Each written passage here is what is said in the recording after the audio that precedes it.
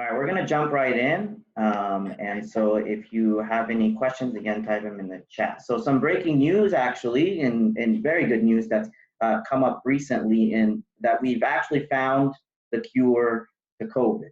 And it just so happens that it's actually the Egyptian fasir that your parents love to eat. Okay, I see some smiles. That was meant to be a joke. We actually are working on finding a cure, but I thought I'd lighten up the mood a little bit. So this picture was actually fabricated. It's not real, but you know, just some jokes. But in serious times, you know, we've been seeing a lot of things in the news about COVID. You've probably seen it multiple times, and so as I was saying that. In recent news, there's been a lot. Everything has been about COVID, and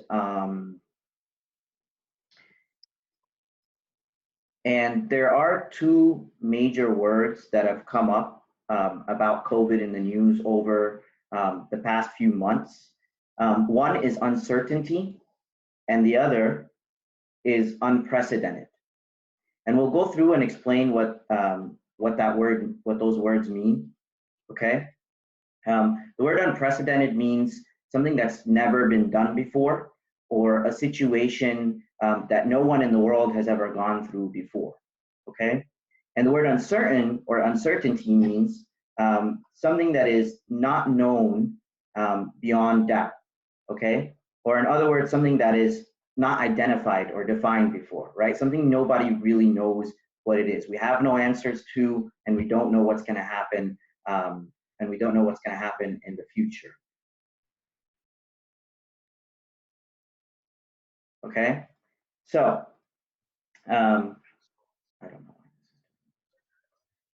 There we go. Okay, so really what it means is unknown. But what we tend to see a lot in the news and in the media is a lot of panic, right? Is a lot of fear, words like unknown, uncertainty, unprecedented, things that are scary, right? Anytime you turn on the news, you see all of these things, and it's very frightening for a lot of people, right? But what we don't see in the news is the one thing that actually matters and is the thing that's missing from this big picture. Can anyone type any of your guesses in the chat? What's the one thing that's missing from all of this? Okay, I see a lot of good answers. God, very good. That is exactly it. God, faith, exactly. Those are exactly the things that are missing.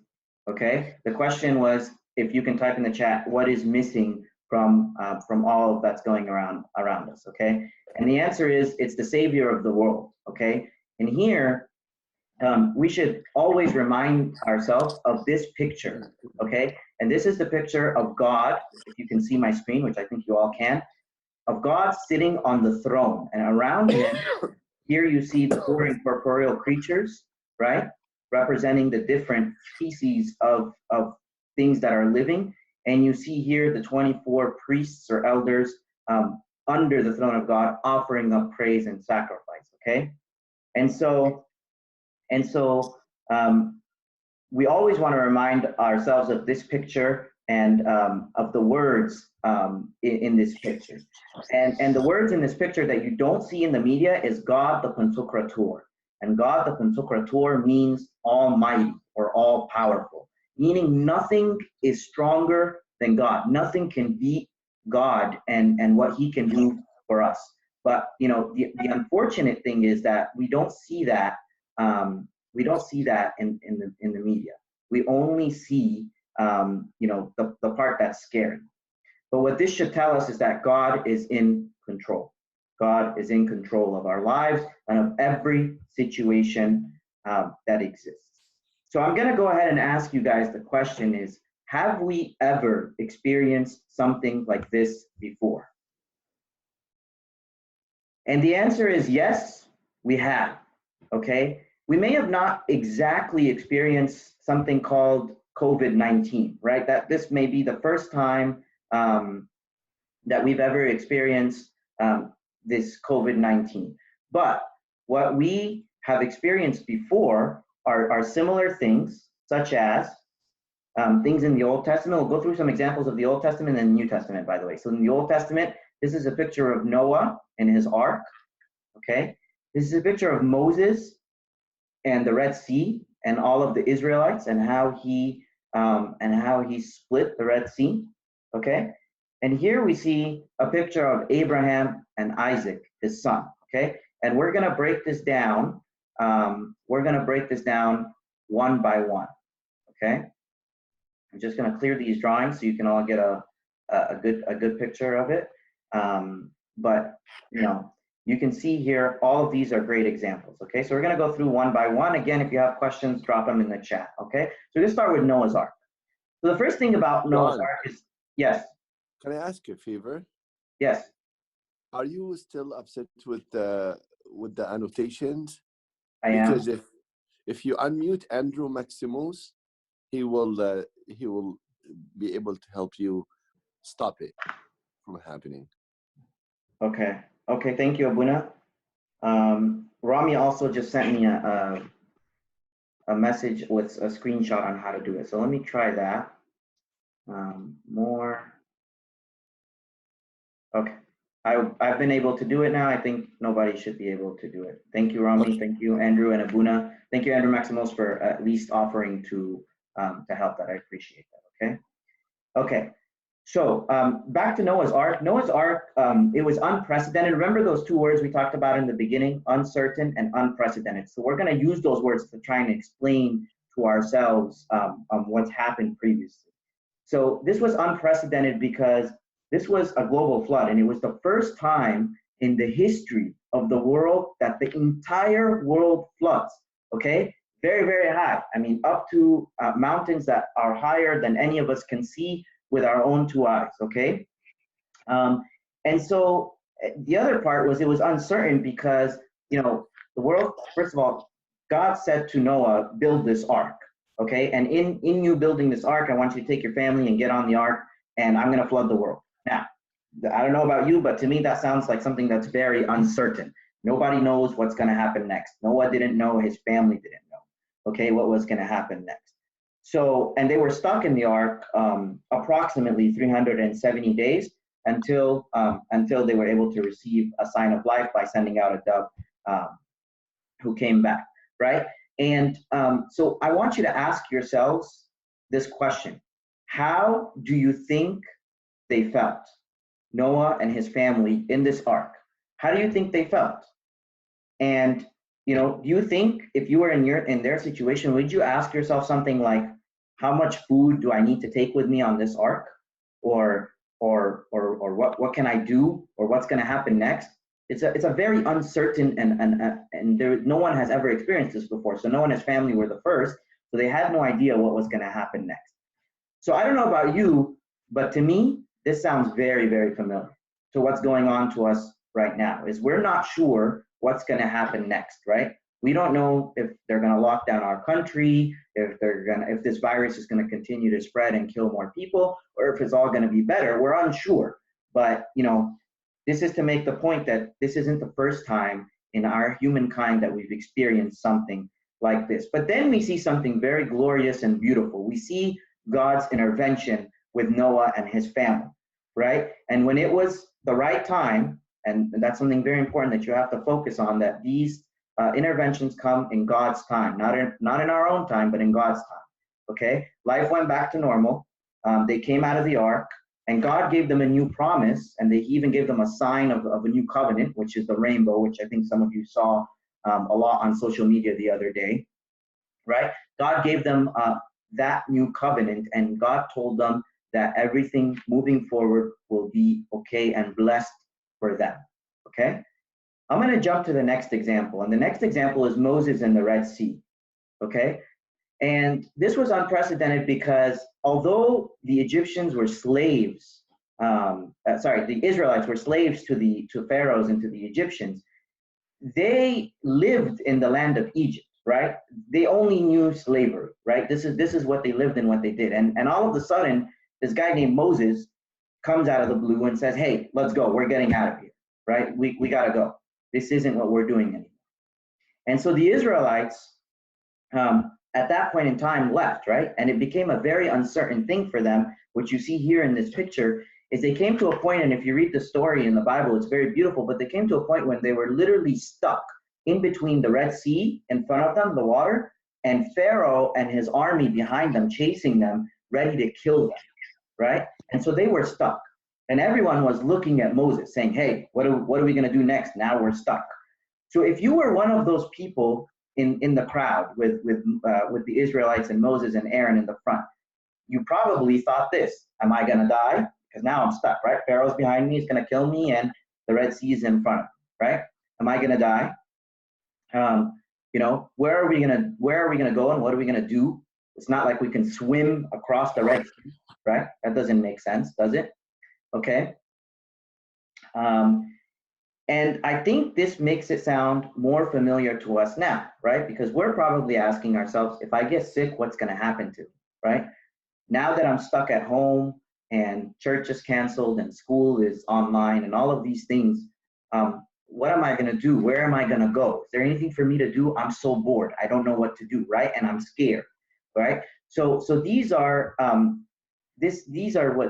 what some of our ancestors were thinking at the time, right? And then God comes again with a very, very beautiful intervention here, and actually something unimaginable. So he said to Moses, lift up your rod, hit the Red Sea, and it's gonna split. And you see in the picture here that hundreds and thousands of Israelites are crossing through the Red Sea. And every time they pass a small part of the Red Sea, the sea closes. And when the sea closes, then Pharaoh and his army can't cross or they get drowned, right? So in the first example, I said that God's intervention comes in his time. And in the second example, I'm saying that God, okay, someone wrote in the chat, I can't hear you. Can one of the servants just confirm that you can hear me?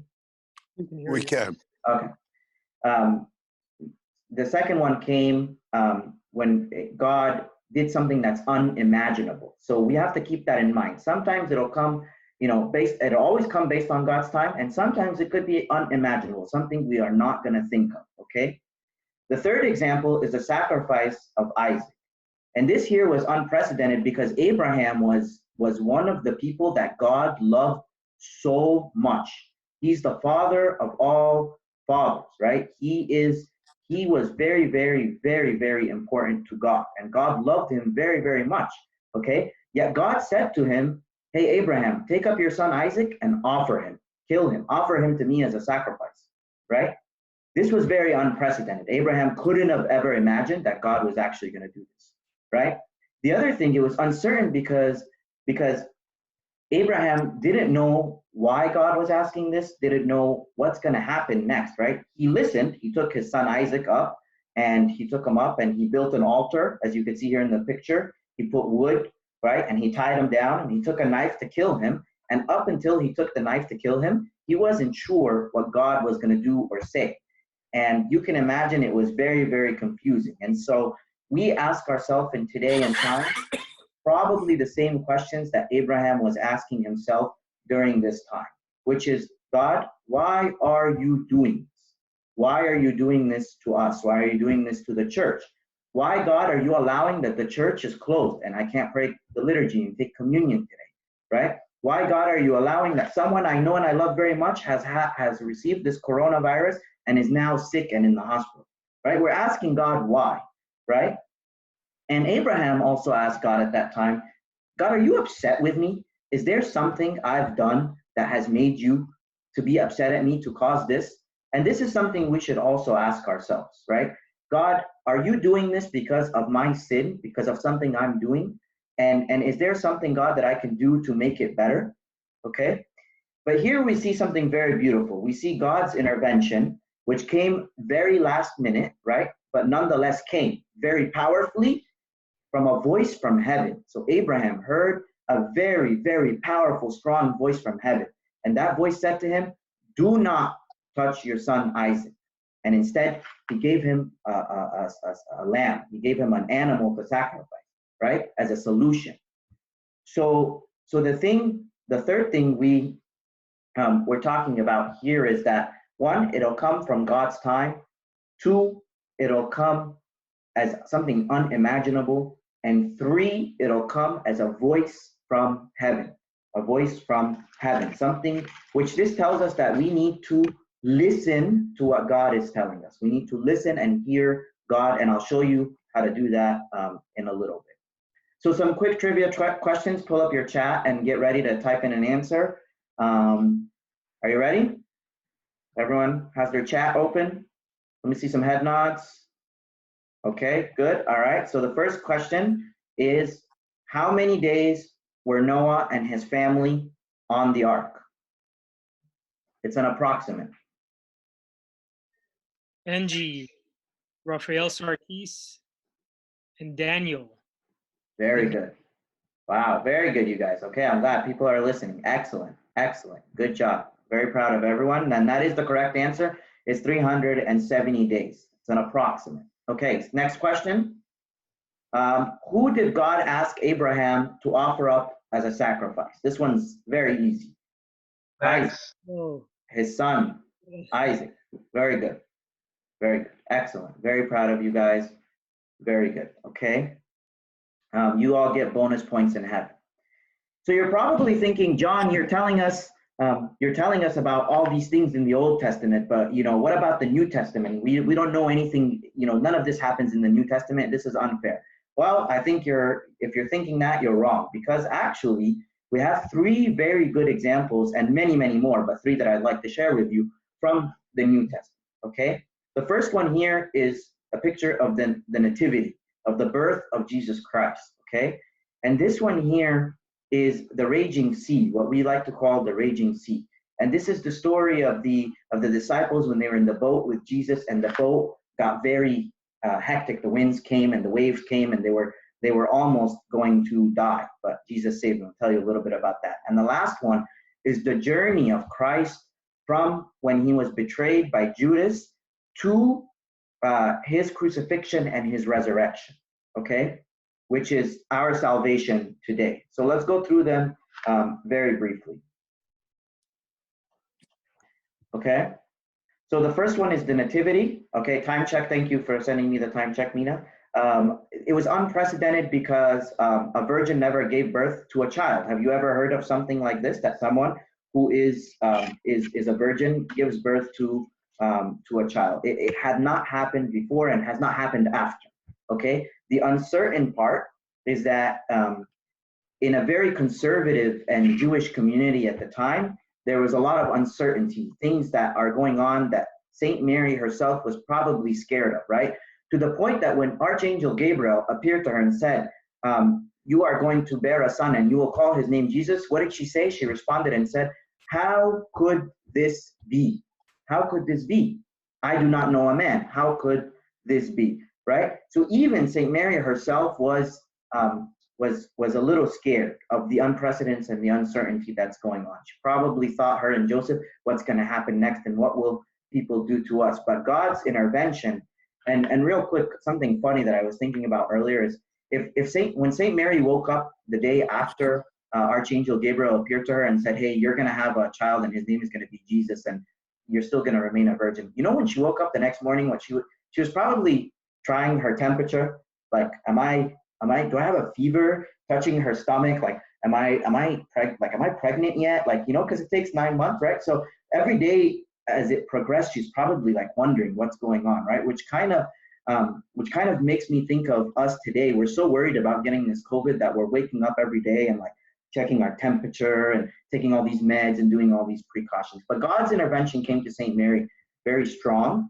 and Saint Mary is exalted above all generations. She's our mother. She's above all the saints and everything, right? Saint Mary has been glorified very, very much throughout the world, right? So God's intervention one day may show us his glory, right?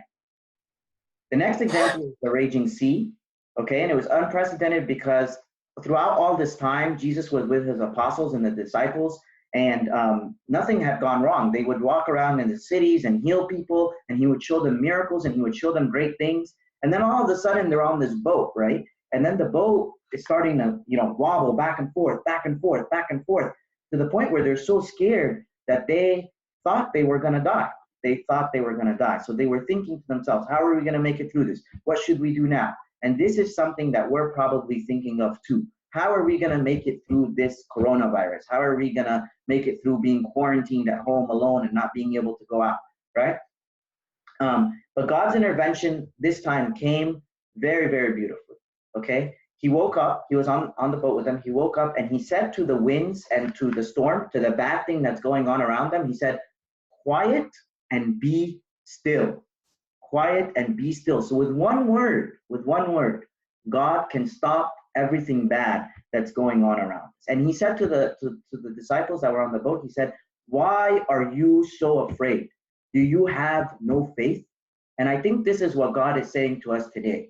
Why are you so afraid? Do you have no faith? Because if we have faith in God, then we're not scared of the coronavirus. We're not scared of winds or boats or anything like that, anything that can hurt us, because we know that God has his hands around us and can protect us, okay? And the last example here is during the period, like I said, when Jesus Christ was handed over by Judas and betrayed, to the picture here, which you see is a picture of the resurrection when Jesus went down to Hades. So during this time, if you can imagine, right? Jesus was the leader of the disciples, the apostles, right? So Jesus was the leader of the disciples, and he was telling them what to do step by step, every day, where to go, what to do, who to see, right? He was kind of leading them. And now, all of a sudden, he had been betrayed, and now he's being crucified, and the army is beating him, and then he's thrown on the cross and he dies on the cross. What they were probably thinking at that point in time is, whoa, what just happened to the person that's been telling me what to do all the time? Person who they loved very, very much. So they were really sad. Their lives were upside down. They had to go into hiding, right? Does any of this sound familiar to you as to what's going on right now? We don't have church right now, right? Hopefully it'll come back very soon, but right now we don't have church. We can't go to and take communion, right?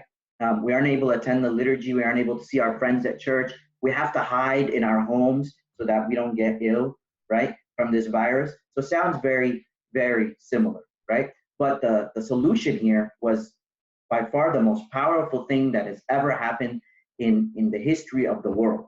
And that is the resurrection of Jesus Christ from the dead, right? And this is why this picture here is so powerful. Okay, and this picture is very detailed. I won't go through it, but you'll see here all the different characters of the Old Testament, and this is Jesus saving them from their tombs, raising them from the dead. Okay, so one quick trivia question, just to make sure everyone's awake and listening. Get your chat ready. What did Jesus Christ say to calm the storm?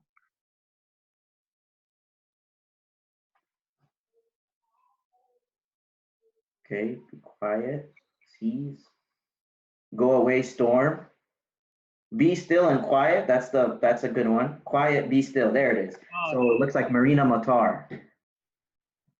Angie. And Angie. So the answer. Very good, you guys. Very good. And Daniel. So the answer is quiet and be still. Okay. So what about? So now these are all examples from the Bible, but what about examples from our real life? If you guys are in my Sunday school class, you know that I like to kind of try and share examples of things that are recent. And so how about, does anyone know who this person in the picture is? I hope you all know who he is. Let's see someone type it in the chat. Nobody knows who this is? Pope? Yeah, he is the Pope. Pope Shenouda. Very good. Pope Shenouda III. Okay. And so in the time of Pope Shenouda III in 1981, if you do a calculation on your calculator very quickly, it was 39 years ago. Okay, so it's as old as your parents, okay? Or even younger, a little bit younger than your parents, okay? 39 years ago. So many people were alive at the time that are alive today.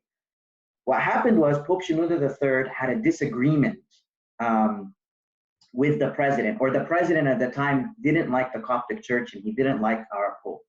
So what he did was he put him in exile, and what that means is he essentially put him in prison, but he didn't put him in a prison like a real prison. He put him in prison in the St. Bishoy Monastery. And this happened on September 5th of 1981. Again, only 39 years ago, okay?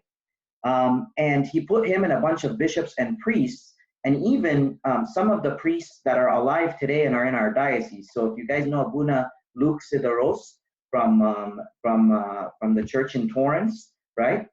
He was one of the people who was put in this with the Pope, okay? And so what happened was, you know, they weren't allowed to leave. They weren't allowed to do anything.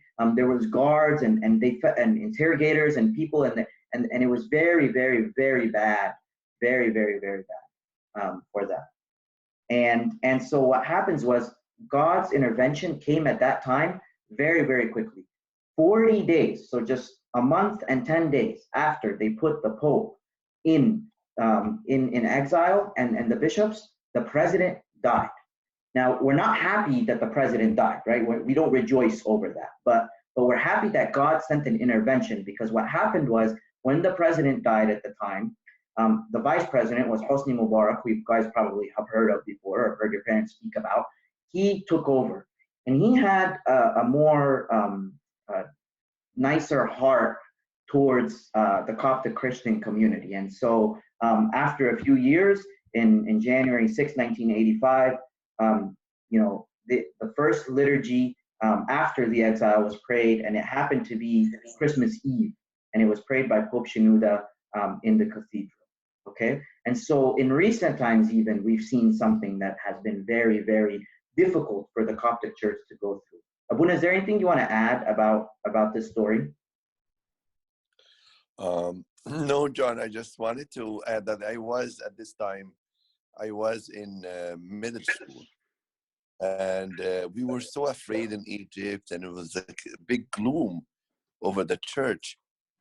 And then we didn't know what to do, and we kept like praying and fasting and doing Jinainan and Kriyalayson. And then it happened that the president was assassinated. As you said, we were not happy that he was assassinated. We as Christians don't have that feel of, you know, happy that someone is hurt. But when he was assassinated by the radical Muslim groups, the same groups that he was always supporting. And I remember when Pope Shenouda was kind of telling him that these radical Muslim groups are attacking the Coptic young men and young ladies in universities and in colleges. He wasn't receptive to that. He was defending them. He said, "They are my children and I support them." But they are the one that killed him. And then from that point, things started to turn up a little bit. The 33 priests and the 9 bishops and hundreds of laity that were in prison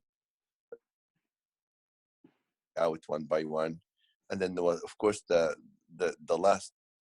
most perfect and glorious thing was that when Pope Shenouda came back to celebrate Christmas Eve on January 6, 1985. At that time, I was in high school. Thank you, Abuna, for sharing your personal experiences there. And you're right. And as at that time, it was very scary, as Abuna mentioned. You know, the times we're in right now can be also very scary. So I wanna just impress something on you here. Do you, and I'm asking myself this question, but do you take church for granted? Are we going to church ready to take communion? Or are we going to church to see our friends and play with them and think about how I'm gonna make the next joke in Sunday school and think about, you know, things that are unrelated to God, right? Do we take church for granted? And that's a question we should all ask ourselves, because as it stands right now, we don't have church, okay? The church exists and the church is the people, but we're not able to go and celebrate the liturgy on Sunday and see our friends and be in Sunday school and walk around the hallways of the church and stand after to chat with one another and make jokes and have fun, right? We're not able to do that right now because the church is unfortunately, you know, temporarily closed. Okay, and so I want to show you something here, this picture, which is a very, very powerful picture. This is a church in Egypt that was burned down due to terrorism.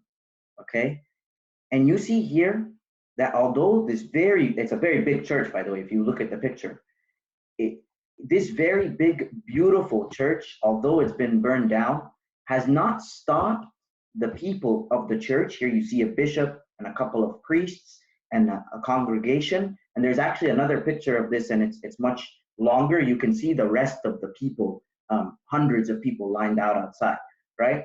From a different angle. And you see them here in the church, although it's burned down, they're there to pray and they're not scared. They're not scared. Okay, so ask yourself, do I take church for granted? When it's open and available to me, do I go? Or do I go late?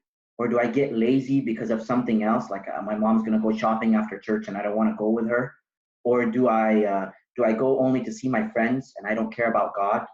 Right? We have to think about these things, because these are messages that God is trying to send us. So the question I ask you is, now what? And the answer is here. It's read the Bible, right? Listen to the words of God. To overcome any hardship, including this one, we must always remember to pray, read the Bible, and to fast. Thankfully for us, we have a lot of time now that we're home, so we have time to read the Bible, we have time to pray, and we're in the Great Lent, so we should be fasting, okay? For example, there was some churches today who did 400 Kyrie eleisons at 1 o'clock. Everyone in their home did it, right? And so the power of prayer. Some things that I want you to think about as you read through your Bible. The Lord said, have I not commanded you, be strong and be courageous? Do not be afraid and do not be discouraged, for the Lord your God will be with you wherever you go. Okay, so notice the highlighted parts here. Be strong and courageous. Don't be afraid. I am with you. Okay, in the Psalms it says, God is our refuge and our strength, a very present help in trouble. Therefore, we will not fear. Okay, it's very clear. That's why we say read the Bible and pray the Agpeya, because these things, when you see them, you're comforted, right? And you know that God is ultimately in control. My peace I leave with you, my peace I give to you. Okay, I do not give to you as the world gives to you. Christ is telling us that he gives us peace, right? And he leaves his peace with us. But the world clearly is giving us fear and anxiety and precedence, uncertainty, right? All of these things we talked about. Do not let your hearts be troubled and do not be afraid. Okay? In the world you will have many tribulations, but be of good cheer, for I have overcome the world. In other words, yes, there are times where we will be in trouble, but today, right? Like this time we're in now. But we must realize that we must be in good cheer, right? Big smiles on our faces. I don't see a lot of people smiling on the camera right now, but hopefully you'll get to that soon. Big smile, there you go. Big smiles on our faces and ready to accept what God has given us, because we know that he has overcome this world. Okay, so we're gonna take questions in the chat now, and as you're typing your question up, I'm gonna let you know that after all of this, we're gonna open it up now, also to our doctors to talk to us. But as you're writing your questions, I want you to know that you're gonna receive over the next couple of days some resources. You're gonna receive some reflection verses, and you're gonna get a list of spiritual resources. And actually, let me just do this real quick. Let me share my my web browser and show you how you can access it. Hold on 1 second, please. Okay, I think you all can see my my screen, correct? You can see my desktop. Here, if you go to Rami, can you just confirm that you can see my desktop? Yeah, we can see it. Yes, we can see it. Okay, sorry, let me just minimize some of this so I can see the window. Okay, so guys, if you go here to this website, it's Coptic.education/junior-high, okay? You'll be able to see, we're gonna upload today's presentation in there, so you'll be able to see today's presentation, but you'll be able to see here, read more, and every week it'll be updated. It'll give you the Zoom website and the meeting number like today's, and then it'll also give you the resources. So here you see reflection verses. If you click on it, it'll open up the document, okay, with the reflection verses that you should read and pray. And then the spiritual resources, which are some information on things you should have, like the Anaphora app, or different things you can keep yourself spiritually filled and busy during this time. So again, the website is Coptic.education, and then /junior-high, okay? Coptic Education Junior High, okay? All right, let's see. Have we gotten any questions in the chat?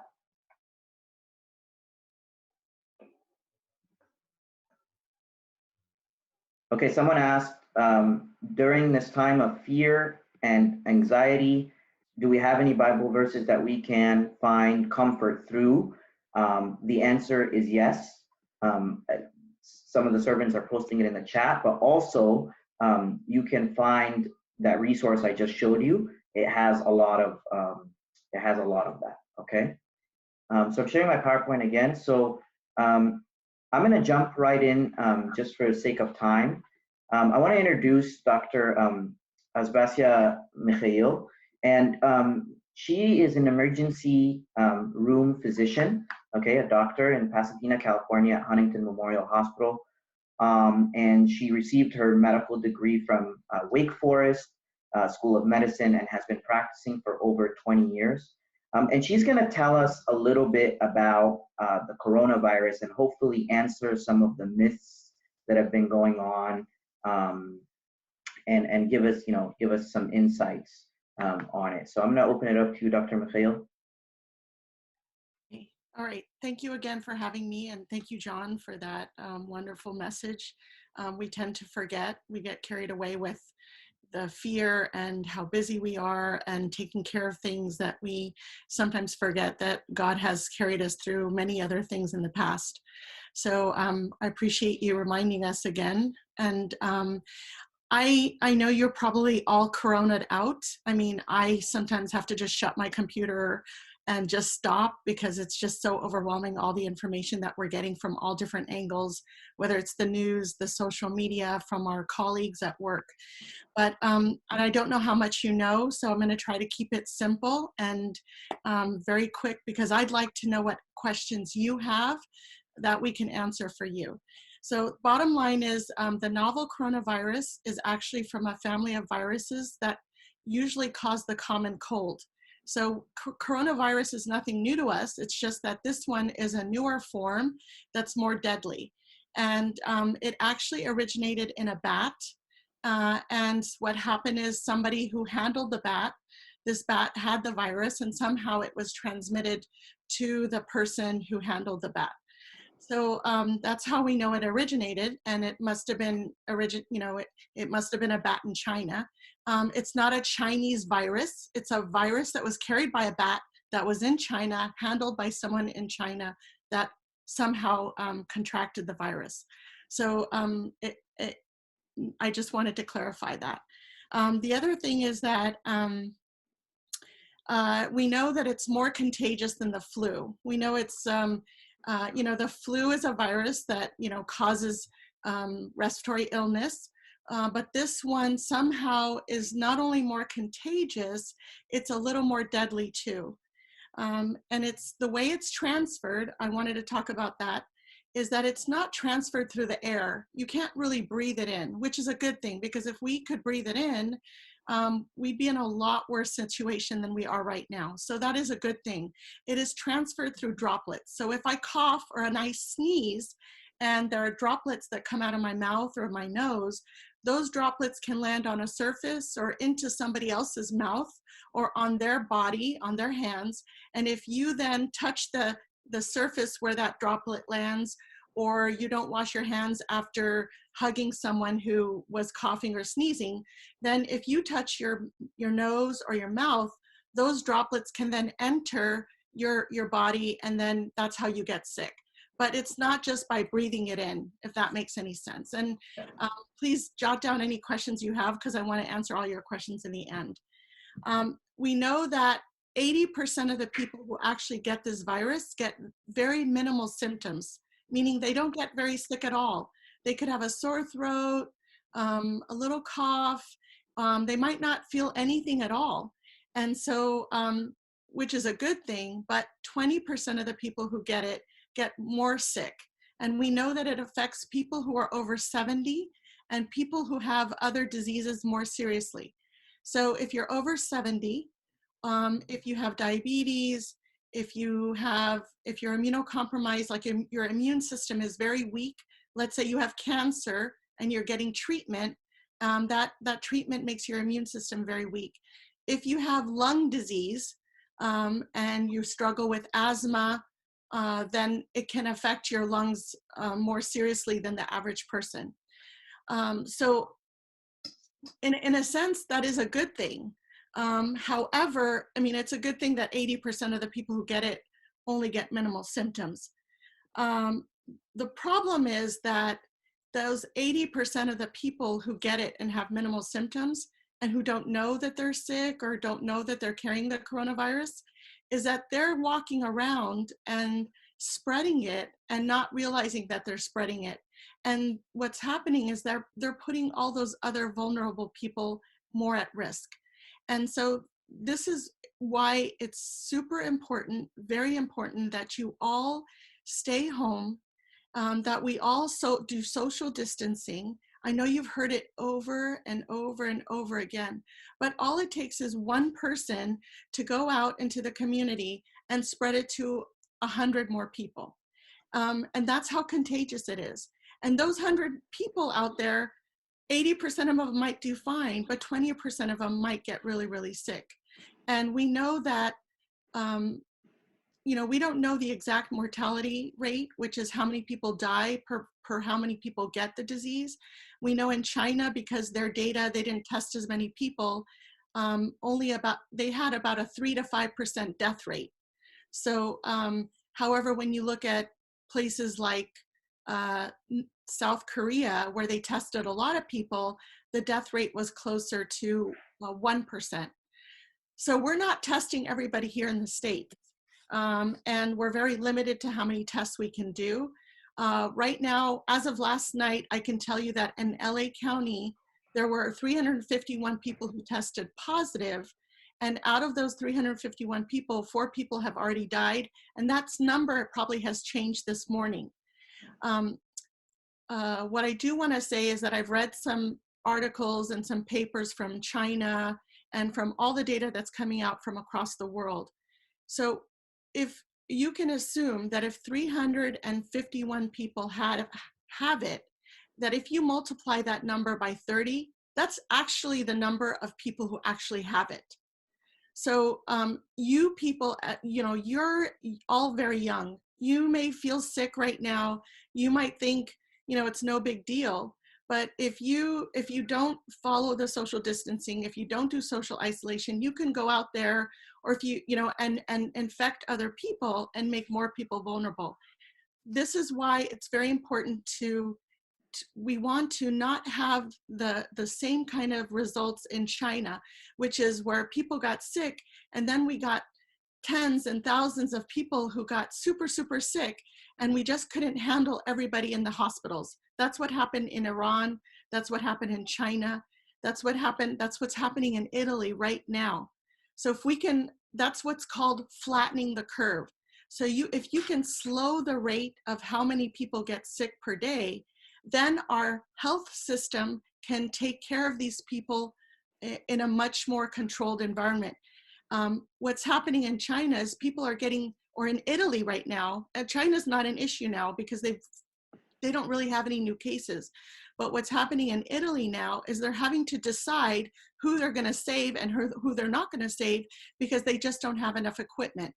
The United States doesn't want to come to a point where they say, well, this person's old or this person has diseases, so let's take care of the younger person who's less sick. We don't want to get to that point. We want to be able to take care of every single person that walks through our doors. And everybody thinks that because they're young, they're safe. I wanted to also mention that, I mentioned earlier that we're learning new things every day about this virus. So just in the last week alone, we've learned about younger people, especially in Italy, in their 30s and 40s, getting severe complications and breathing complications, which they call respiratory distress. And they're now all in the ICU fighting for their lives. And if you think it's only in Italy, please think again, because in New York and in Los Angeles alone, there have been, at least that I know of personally, four people in their 30s and 40s who've been admitted to the ICU, and one of them has actually died. And these are young people who don't really have any significant medical problems. So John had talked about this term unprecedented. Well, I'm going to tell you that the medical community is really concerned, and we're also dealing with something we've never dealt with before ever. In my lifetime, at least, I've never seen anything like this. And what's scary about it is that we just don't know who it's going to affect so poorly anymore. So being on the front line and being taking care of everybody coming in, we have to take extra precaution to make sure that we're not infected, because I don't know how this virus is going to affect me if I get sick. So, I just want to reiterate that right now there's no cure for it. Okay, there are medicines that they've said can help, but we don't know truly how much they can help. I know they're working on different medications, trying to get them on board more quickly, because if they can try to kind of lower the intensity of the disease, they can maybe save more lives. But there's no cure. There's no vaccine right now that you can take and that can safeguard you from getting this infection. It'll probably be another 8 months to 12 months from now. And right now, all we can do is treat the symptoms. So my recommendation for you, for anybody who walks through the doors in the emergency department, if you are getting symptoms, if you're starting to get a sore throat, starting to feel like headache, cough, the best thing to do is to do a quarantine, which is to self-isolate yourself away from your family members, at least for a couple of weeks. And they ask you, obviously you're going to need food and people are going to help bring food to you. But the point is, don't leave the house, because the chances of you leaving the house or being around your family, then you have the higher risk of exposing others and infecting more people. We want to get this under control, and it's not going to happen if people who are sick go out and it's just not going to get better that way. So, and if you're at home, I know it's boring, I know it gets tiring, but really this is the way we're going to save your life and save everybody else's life as well. I know I've talked a lot, but if you guys have any questions, I want to answer any questions that you might have. I wasn't keeping track of the chat board, so I can tell you a couple of questions. I was writing them down as they came in. Okay. So thank you very much for that information. I think it's very helpful for everyone to hear. One of the really good questions that came in. So one of the questions that came in is related to a cure, but you already answered that we're still working on that. We don't have one right now. The other question says, if we are asymptomatic, does that mean we can eventually get sick or have built antibodies to fight off the virus? Mm-hmm. So the hope is that if you've already been infected, and let's say you already were infected and you may have not had any significant symptoms, chances are you did make some antibodies to fight off this virus for now. We're still looking into the fact that can you possibly be reinfected? So if you were sick once, can you get it again? We're not sure, because we're looking at this as physicians. We want to know, hey, if I already had it, can I get it again? But they're still doing research on that. The thing is, if you haven't had symptoms, I did read that some people start to shed the virus even before they get symptoms. So that's why it's even a little scary. So even at home, I come home, I change right away before I get into my car from work. I come home, I take off my shoes, I go straight and I shower and I change, or I change into my clothes. We wipe down surfaces because I'm afraid to bring it home, because I don't know even if I don't have symptoms, am I do I have it and am I passing it on? So, I mean, that's a really good question. I just don't have a straight answer for you. I hope that helps though. Thank you. What about, will the virus die from the summer heat? People are saying that that could be the case. That's a great hypothesis. Unfortunately, we don't know because we don't know this virus very well. We do know that people would say that about the flu, although last year, even though it was hot outside, we were still getting a lot of patients who were positive for the flu well into April and part of May. So it's not a sure thing that when it starts to get hot, it's going to go away. We hope it will, but I can't tell you yes for sure. But that we are hoping that that will be the case. Okay. And one more question, once you start feeling symptoms and you're sick, how long does it take you to get rid of the virus? So that's a great question too, because it's so interesting that we've seen people come in with all kinds of symptoms. And some people, symptoms last for 2 or 3 days. And some people get so sick that their symptoms, and they're so sick that their illness lasts for a month to a month and a half. I'm talking, these are the people who are in the ICU. So, and we can't, it's unfortunate, but we can't really predict who that's going to happen to. Initially, we were saying it's those people over 70 or 60 years old, and the ones that have other illnesses like diabetes, the people whose immune systems are weak, and those who have lung disease.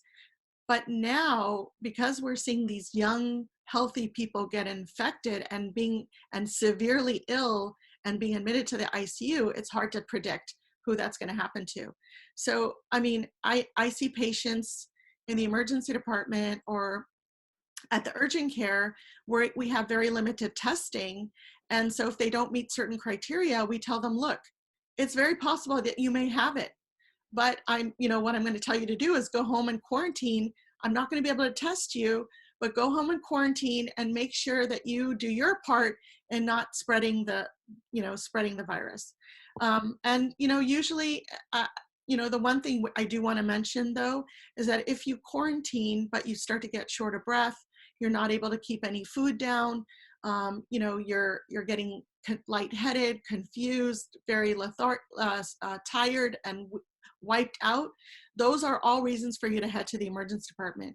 But if you have a slight cough, runny nose, sore throat, there's no reason for you to be going to the urgent care or the emergency department. Just stay put, and I can actually share my email with John to share with you all, because if you have any questions about this, please, I'd be happy to answer your questions to make this easier on everybody.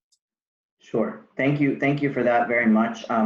There are a lot of good questions. As I'm reading these, there's lots and lots of good questions. One that's been asked several times over is related to the medicine Plaquenil.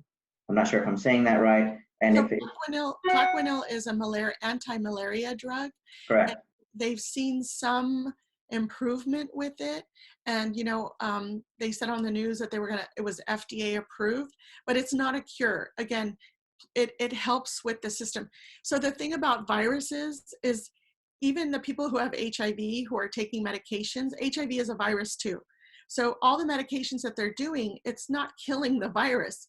What it is, it's playing with it's making the virus malfunctional, so dysfunctional, so that it can't do what it wants to do and kill us, right? So all these things that we're doing, that we're throwing at the coronavirus, is not killing it, it's not wiping it out, but it's making it dysfunctional so that it can stop the disease and we can get better. But it's not actually getting rid of the virus. I hope that makes sense. It does. Thank you very much. Okay, and so folks, I know there's a lot of questions in the chat. I'm not sure we're going to be able to get to all of them, and I do want to open it up for Dr. WAGUIH, because Dr. WAGUIH is actually a specialist in psychiatry, and he's been working at Cedars for several years now, and is actually leading the psychiatry department over there. He's also a clinical professor at UCLA, and we're very, very happy to have him. And just so if everyone knows, he's also married to Dr. ASBASIA. That's why they're sitting together there in the living room. Dr. WAGUIH is going to tell us a little bit about how to deal with our sort of psychological state right now, of being bored or worried, and maybe some of the things, Doctor, that you've seen and you can recommend for us at this day and time, what we can do to keep ourselves kind of sane, or anything you want to talk about related to this kind of state that everyone is in. Yeah, yeah. Thank you so much, John. I mean, I think that the one prevailing feeling that a lot of us are experiencing is this fear, fear of getting infected, fear of maybe having the virus and not knowing, fear of maybe passing it to other people. And then in addition to that, there is also a lot of distress that is coming from having like a radical change of lifestyle. I mean, all of us, we're going to school or going to work, or having like kind of a particular routine, and then all of a sudden it's disrupted. And I think there's other additional stressors that are coming from a difficulty getting supplies, making lines at grocery stores. In addition to that, kind of like interactions at home, because now everyone is going to be at home in the same time, and everybody's going to have to share space and make room for each other in terms of noise level, in terms of privacy, in terms of all of that. So that is expected to increase, stress and tension overall. So I think one important piece is going to have to do with really thinking through how we can have a plan to address all of that. So I think that the first step is really important to do the measures that have been recommended for self-protection, and also for preventing passing the virus. I think that these are the things that Hanena talked about already, and they're very important to follow in terms of the hygiene measures. Especially, I want to add importance of wiping surfaces and doorknobs and keys and phones with because these are kind of the things that continue to circulate and kind of transmit the virus. The second piece that I think is important is really to follow some of the guidelines that we've talked about regarding the spiritual aspect of it. I mean, there are things that we have control over and things that we don't have control over. So the things that we have control over is how to stick to the hygiene, is how to go to the doctor if one gets, God forbid, get very sick, following that. But also the things that we have control over, we have to a little bit leave it in the hands of God. I mean, this is like another one test to go through, in addition to the things that John had walked us through, over the course of this presentation. Another important piece is thinking about how to manage one's stress level. So think about two things. One is looking at an aspect of positive thinking. I mean, this is one of those stressful times that are going to eventually come to an end. So it's important to kind of like keep an eye on the fact that this is, there's a light at the end of the tunnel, and it's not a train coming at us. It's a true coming out of this stressful time with God's help. And then the second aspect is really thinking about problem solving. So thinking about the day-to-day problems that we're encountering.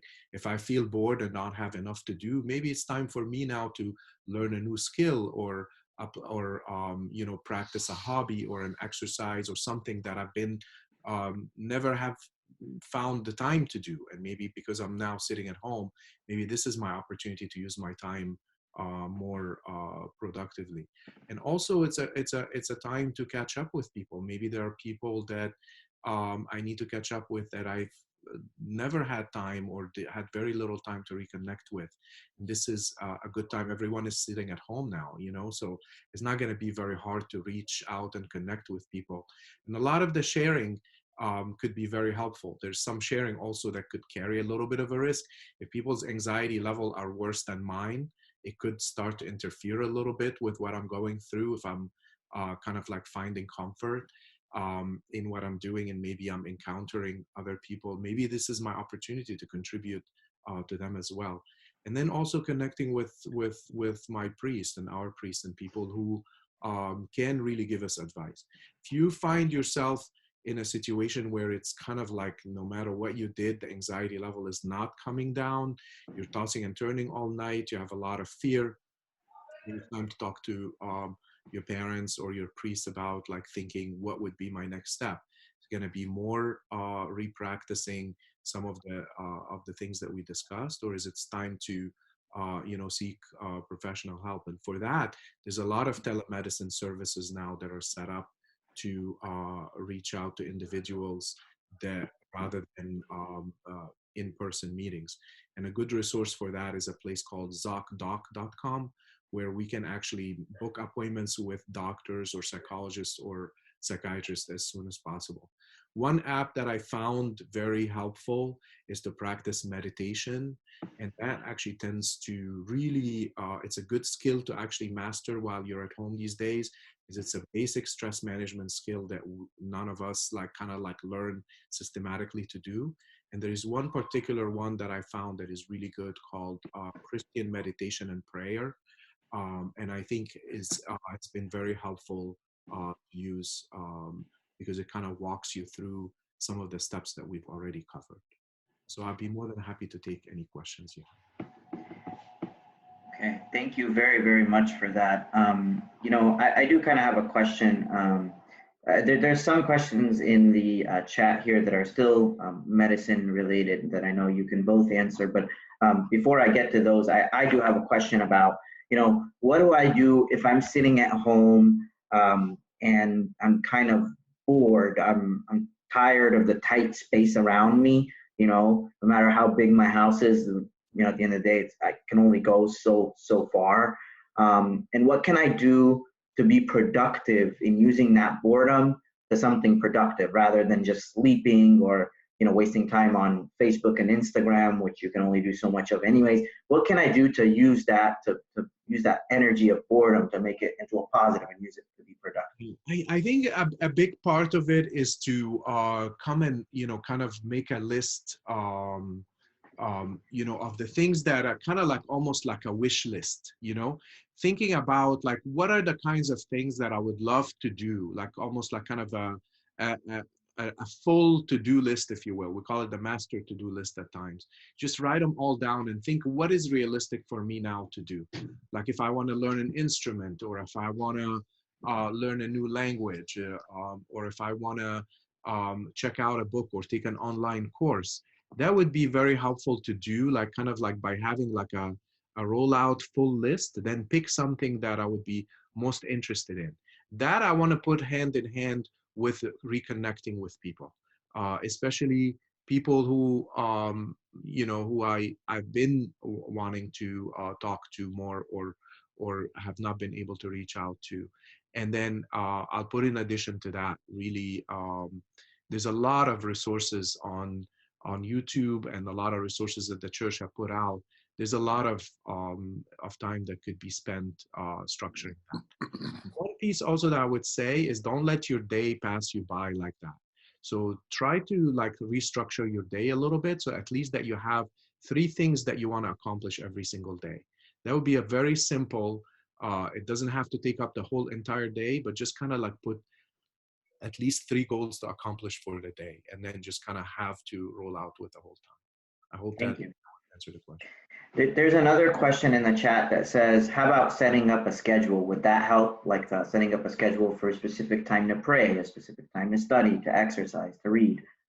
It does. It's just that, like, I think we kind of like set up these over ambitious schedules, that kind of like end up by making us feel bad that I wasn't able to get like at least, like not even 10% of what I was hoping to accomplish.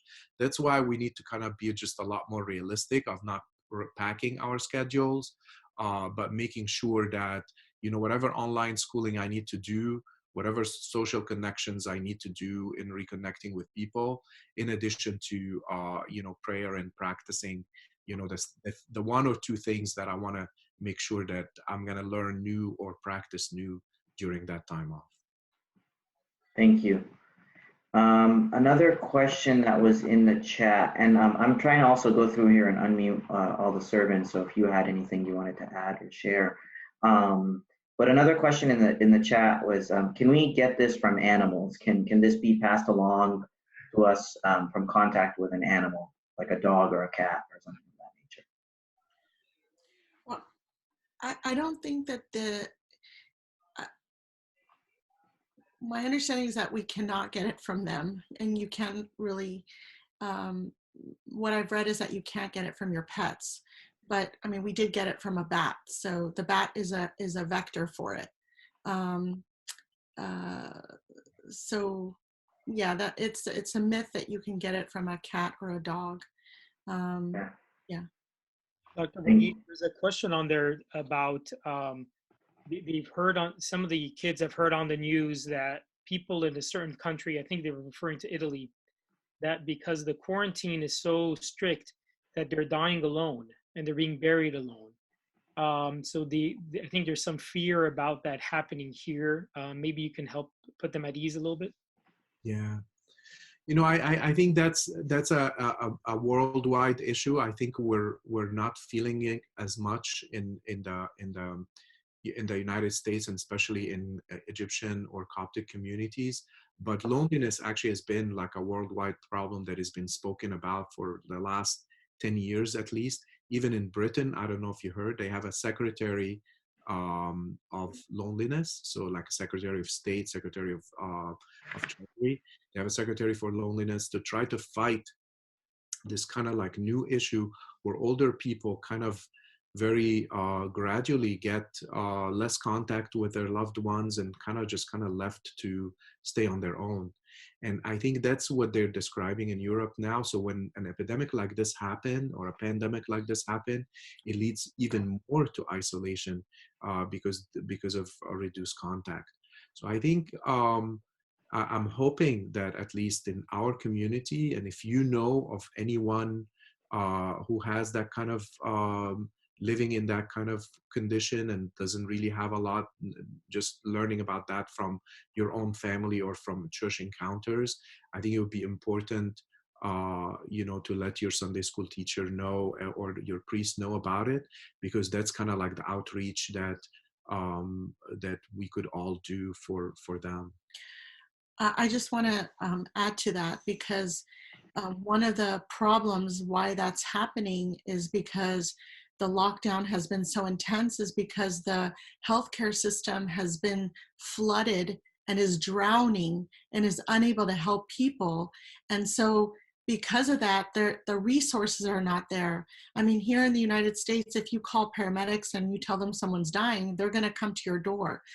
This is exactly why we're telling everybody that we want to curb this spread and make it as slow as possible so we don't flood our healthcare system, so that we're able to attend to every single person who needs it. We don't want to get to the point where Italy is. Yes, that was a great, I mean, I remember seeing a photo too of a man holding a selfie of himself and his sister, who's been dead for 3 days in her bed because he can't even get anyone to come and take her body to the morgue. I mean, those are sincerely heartbreaking photos that any of us will affect any of us, no matter what you do. And it's very unfortunate they've gotten to that point. But this is exactly why people have to stay put, have to adhere to the mandate by staying home, social distancing, and doing everything you can do to lower the rate of spread.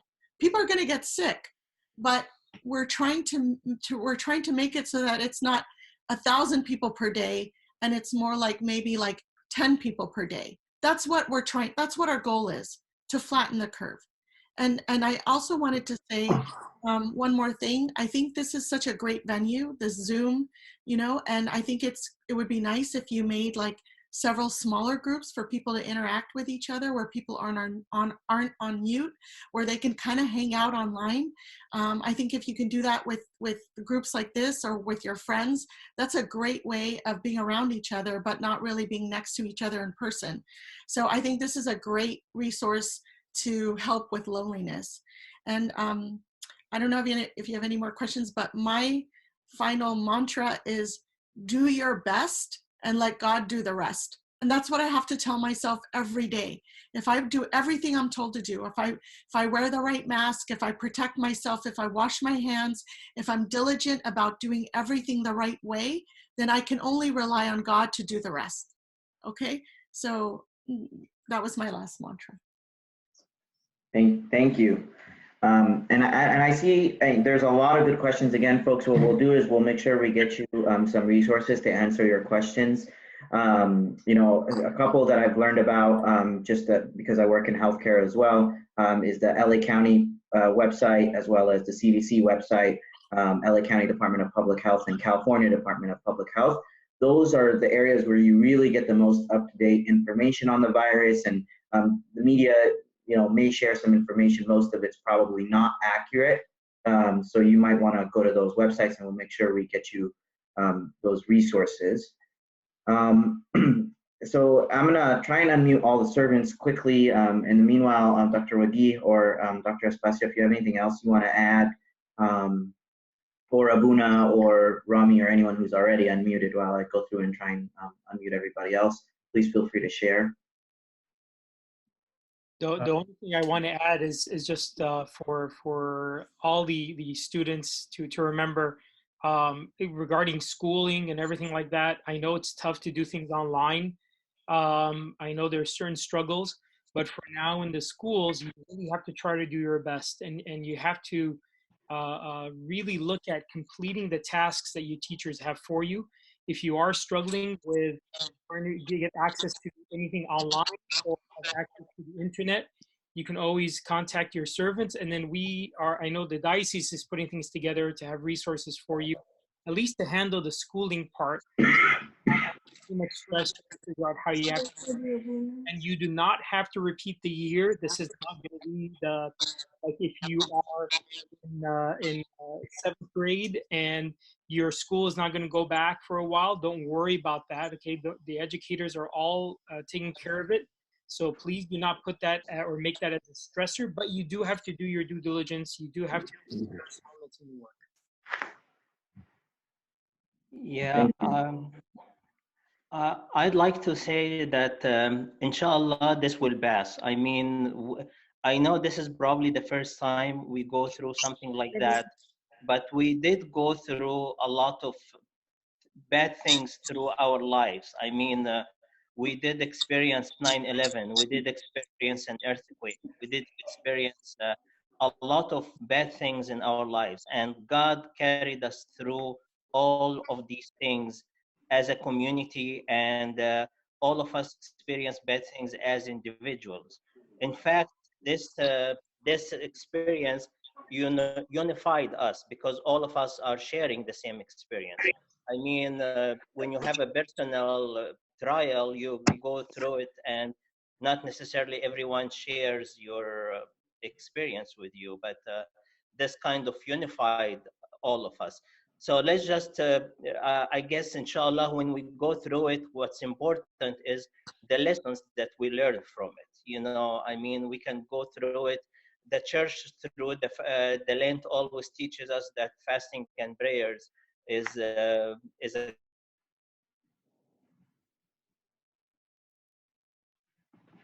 I think we lost Nabil there. Yeah, I think we did lose Nabil. Okay. I wanted to add one more thing. I just want to remind everyone that this is just temporary, and that's a big message that we keep reminding our kids, that it's temporary. And even though we're going through this situation and we feel at unease, we remind ourselves constantly that thank God this is not something that's long-term, and knowing that it's temporary can get us through it.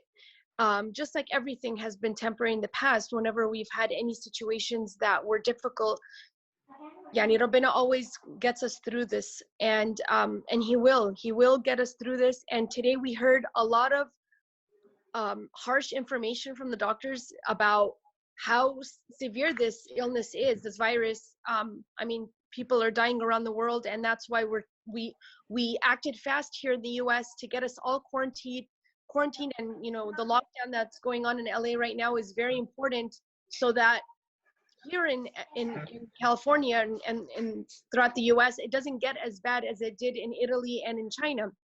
And even though we had to stress how serious it is, so that you will understand why are we going through this. Why do we have to not go to school, not go to work, not go out as we normally do? Because this is a serious virus. So when we said that, we didn't want to scare you, but we want to let you know it's not like everyone in the world, like especially the mayor who just ordered the stay-at-home order, he's not overreacting. It's serious that we have to take this seriously, because this is the way we can contain it, and it won't spread as long as we follow these rules in this order. But the best thing from today that we can take is Dr. Hanan's words that we do our best and and God will do the rest. And that is absolutely right. So as long as we continue thinking that, God will get us through this. Thank you.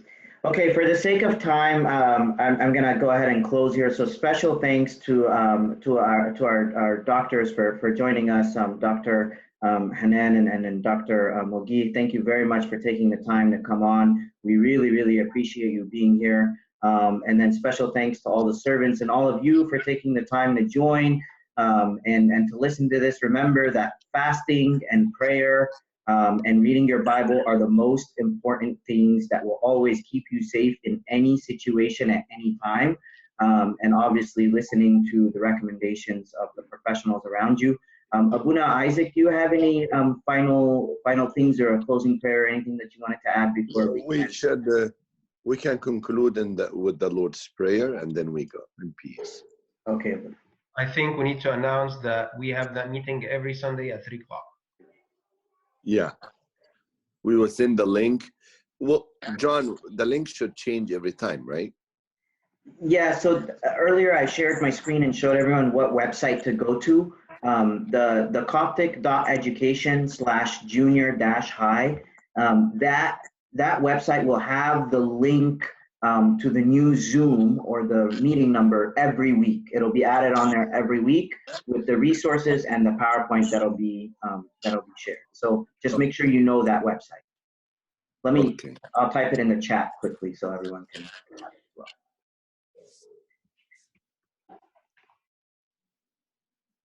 Okay. Here it is. Okay, Abuna. Let's take it away with a prayer, Abuna. Okay. In the name of the Father, the Son, and the Holy Spirit, one God. Amen. Make us worthy, O Lord, to pray with thanksgiving. Our Father, who art in heaven, hallowed be thy name. Thy kingdom come. Thy will be done, on earth as it is in heaven. Give us this day our daily bread. Forgive us our trespasses, as we forgive those who trespass against us. And lead us not into temptation, but deliver us from the evil one. In Christ Jesus our Lord, in the kingdom, power, and glory, forever. Amen. Now the love of God the Father, the grace of His only begotten Son, our Lord God and Savior Jesus Christ, the gift and the communion of the Holy Spirit be with you all. Live in peace, and the peace of the Lord be with you.